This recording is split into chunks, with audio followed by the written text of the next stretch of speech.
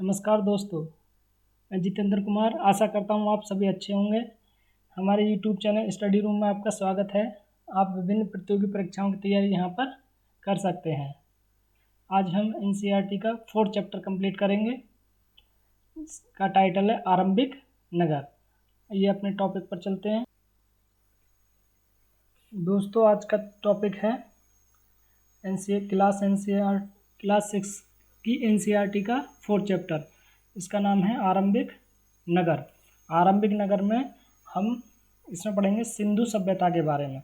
सिंधु या हड़प्पा सभ्यता। किसके? हड़प्पा सभ्यता या सिंधु सभ्यता के बारे में पढ़ेंगे कि उसमें कैसे कैसे नगर बनाए जाते थे, क्या क्या वहाँ की व्यवस्था थी, वहाँ के प्रसिद्ध नगर कौन कौन से थे। यहाँ से इन सीटेट में कई क्वेश्चन बने हैं इस चैप्टर से। 1-2 क्वेश्चन हर पेपर में आ जाता है। अब आरंभिक नगर, इन नगरों की विशेषता क्या थी, ये देखेंगे। इन नगरों में कई को 2 या उससे ज़्यादा हिस्सों में विभाजित किया गया था। मतलब एक जो नगर होता था उसको या तो 2 हिस्सों में या उससे ज़्यादा हिस्सों में विभाजित किया जाता था। प्रायः पश्चिमी भाग छोटा लेकिन ऊंचाई पर होता था। मतलब ये वाला जो भाग था, पश्चिम वाला भाग था, ये कैसा होता था? छोटा होता था लेकिन कैसा? ऊंचाई पर होता था, बना था। और पूर्वी जो ये वाला हिस्सा था, पूर्वी हिस्सा बड़ा था लेकिन निचले इलाके में था। मतलब ये नीचा था। जो पश्चिमी इलाका था वो ऊंचाई पर था और जो पूर्वी इलाका था वो निचले इलाकों में था। ऊंचाई वाले भाग में को पुरातत्वविद नगर दुर्ग कहते हैं। जो ऊंचाई पर बना हुआ था, जो पुरातत्वविद हैं उसको नगर दुर्ग, और निचले हिस्से को निचला नगर कहते हैं। स्टेटमेंट में बनाकर ये दे सकता है कि पुरातत्वविद पश्चिम भाग को जो ऊंचाई पर था उसको क्या कहते थे? नगर दुर्ग कहते थे। और जो हिस्सा निचले स्थान पर था उसको निचला नगर कहते थे। दोनों हिस्सों की 4 दीवारियाँ पक्की ईंटों की बनाई जाती थी। मतलब पक्की ईंटों की बनाई हुई थी। 4500 साल पहले भी पक्की ईंटों का प्रयोग किया जाता था।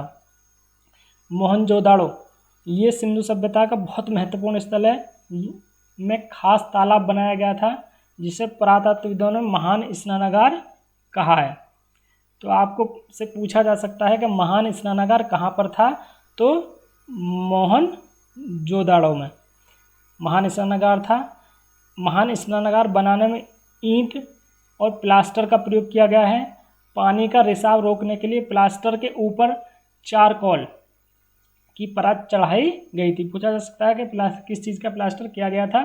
तो चारकोल का प्लास्टर किया गया था। इसके दोनों तरफ सीढ़ियाँ बनाई गई थीं। ये मान लीजिए ऐसे ये था, तो इधर ऐसे करके ये इसमें सीढ़ियाँ बना दी गई थी दोनों तरफ। और इसमें पानी निकालने के लिए भी, और इसके जो आसपास क्या बना दिए गए थे? चारों ओर कमरे बनाए गए थे ताकि वहाँ पर महिलाएं कपड़े वपड़े बदल सकें और बाकी चीज़ें। चारों ओर कमरे बनाए गए थे। कालीबंगा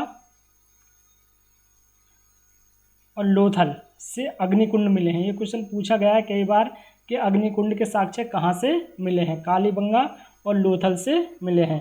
कालीबंगा राजस्थान में है और लोथल गुजरात में है। हड़प्पा, मोहनजोदड़ो और लोथल से बड़े बड़े भंडार गृह मिले हैं। तो आपको याद रखना है हड़प्पा, मोहनजोदड़ो और लोथल। लोथल कहाँ बताया मैंने? गुजरात में। हड़प्पा और मोहनजोदड़ो ये दोनों कहाँ पर हैं? पाकिस्तान में। यहाँ पर भंडार गृह मिले हैं। मतलब जो अनाज वो उपजाते होंगे तो जो अधिशेष बचता होगा उसका वो भंडारण करते थे। भवन, नाले और सड़क। घर आमतौर पर 1 या 2 मंजिल होते थे। घर कैसे होते थे? 1 या 2 मंजिल होते थे। घर के आंगन के चारों ओर कमरे बनाए जाते थे। बीच में आंगन होता था और वहाँ पर उसके चारों ओर क्या बनाए जाते थे?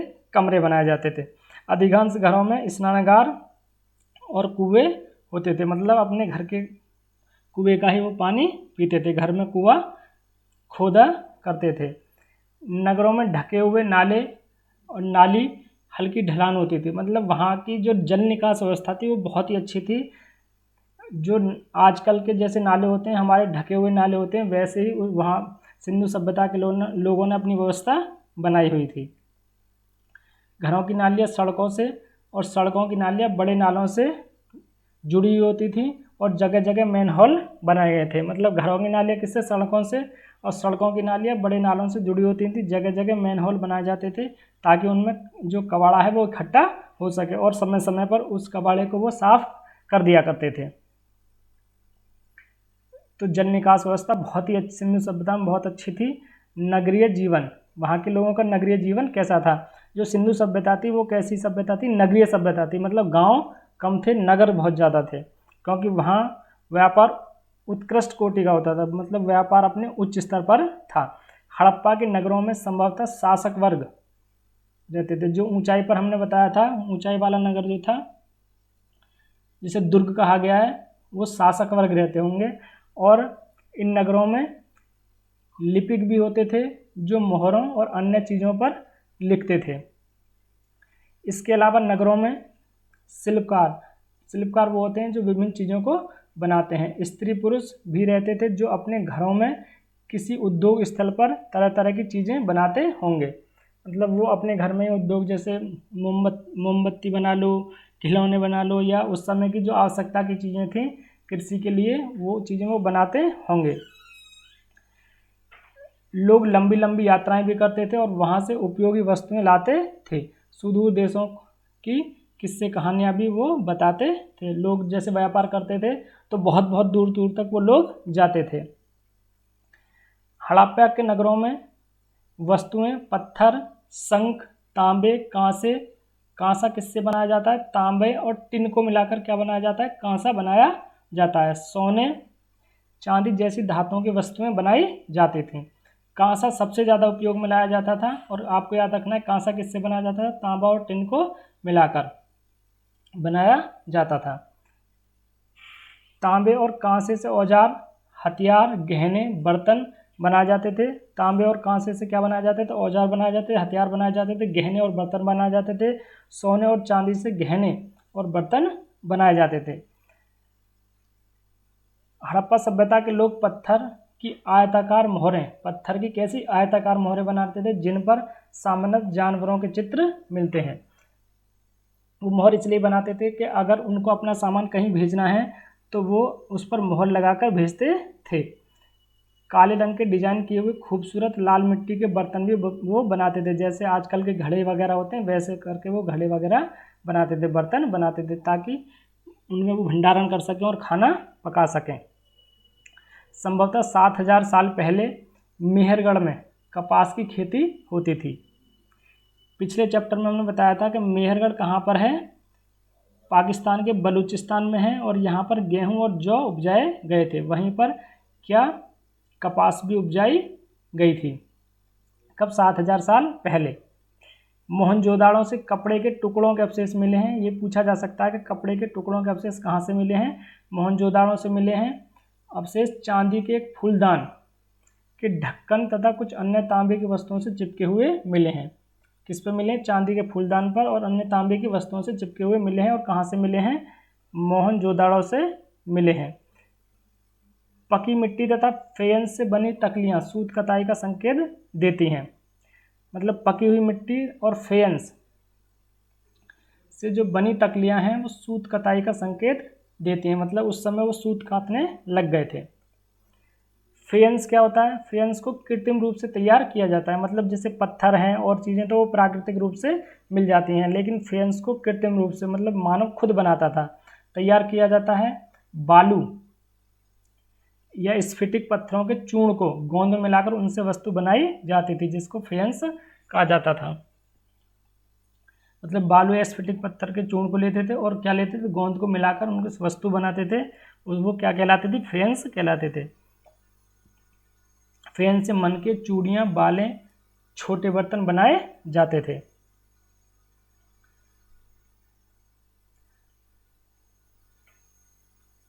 हड़प्पा सभ्यता के लोग हड़प्पा सभ्यता के लोगों द्वारा कच्चे माल के रूप में आयात किए जाने वाली वस्तुएं या पदार्थ, मतलब जो तांबा कहाँ से मंगाते थे, वो राजस्थान एवं पश्चिमी एशियाई देश ओमान से। राजस्थान में एक खान है खेतड़ी,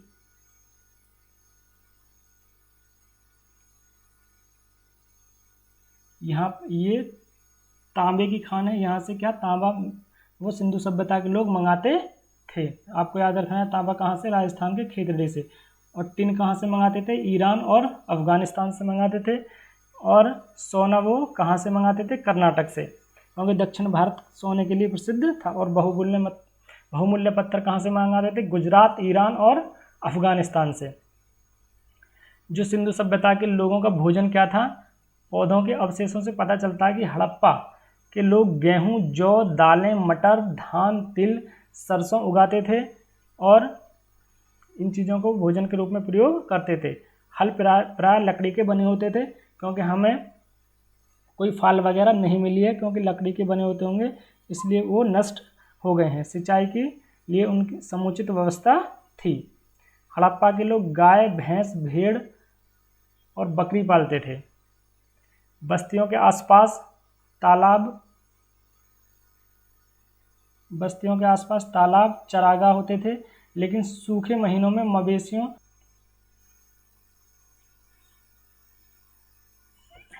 को झुंडों को चारा पानी की तलाश में दूर तक ले जाया करते थे। बेर जैसे फलों को इकट्ठा करते थे, मछलियां पकड़ते थे और हिरण जैसे जानवरों का वो शिकार भी करते थे। तो बेरों को वो क्या करते थे, इकट्ठा करते थे। गुजरात में हड़प्पाकालीन नगर का सूक्ष्म निरीक्षण, ये धौलावीरा कच्छ के इलाके में खदिर ब्रेत के किनारे एक नगर बसा था। ये कहाँ पर है, कच्छ, गुजरात में। पूछा जा सकता है कि धौलावीरा कहाँ पर है, गुजरात में है और कच्छ क्षेत्र में पड़ता है। साफ पानी, जमीन उपजाऊ थी। धौलावीरा नगर को 3 भागों में बांटा गया था। इसकी जो विशेषता है, इसको क्या है, 3 भागों में, मतलब जो जैसे हड़प्पा है, मोहनजोदड़ो है, चनहुदड़ो है, ये जो और हड़प्पा स्थल थे उनको 2 भागों में बांटा गया था। लेकिन जो धौलावीरा है उसको 3 भागों में बांटा गया था। इसके हर हिस्से के चारों ओर पत्थरों की ऊंची ऊंची दीवारें बनाई गई थी, अर्थात ये मतलब तीनों ओर से दुर्गीकृत किया गया था। आपको याद रखना है 3 भागों में। इस नगर में एक खुला मैदान भी था जहां सार्वजनिक कार्यक्रम आयोजित किए जाते थे। मतलब एक मैदान था, ये मैदान सार्वजनिक कार्यक्रम का हो या स्टेडियम हो, कुछ भी हो सकता है। और जहाँ मिले कुछ अवशेषों में हड़प्पा लिपि, मतलब एक बोर्ड टाइप मिला है, उस पर बड़े बड़े अक्षरों से पत्थरों में कुछ खुदा हुआ है, क्योंकि हड़प्पा की जो लिपि है वो पढ़ी तो नहीं गई है, इसलिए वो समझ में नहीं आया कि क्या उस पर लिखाया गया था। तो आपको धौलावीरा में याद रखना है कि ये गुजरात का एक स्थल है, 3 भागों में बटा था, तीनों ओर से दुर्गीकृत था। यहाँ पर एक मैदान मिला है और मैदान में हड़प्पा लिपि का एक बोर्ड मिला है। अभिलेखों को संभवतः लकड़ी से में जड़ा गया था। और आगे लोथल, ये लोथल भी कहाँ पर है, गुजरात की साबरमती नदी की एक उपनदी के किनारे बसा एक बंदरगाह नगर था। बंदरगाह कहाँ, जो जहाँ पर पानी के जहाज आते जाते हैं, उसको हम क्या कहते हैं, इंग्लिश में कहते हैं डॉकयार्ड, हिंदी में कहते हैं बंदरगाह। लोथल कहाँ पर था, गुजरात में, जहाँ कीमती पत्थर जैसे कच्चा माल आसानी से मिल जाता था। पत्थरों, शंखों और धातुओं से बनाई गई चीज़ों का एक महत्वपूर्ण केंद्र था। लोथल क्या था, पत्थरों, शंखों और धातुओं से बनाई गई चीज़ों का एक महत्वपूर्ण केंद्र था। इस नगर में एक भंडार गृह भी पाया गया, जो मैंने अभी बताया था कि आपको कि मोहनजोदाड़ो, हड़प्पा और इसमें लोथल में क्या भंडार गृह भी पाए गए हैं। इस भंडार गृह से कई मोहरें, मुद्रांकन या मोहरबंदी, गीली मिट्टी पर दबाने से बनी उनकी छाप मिली है।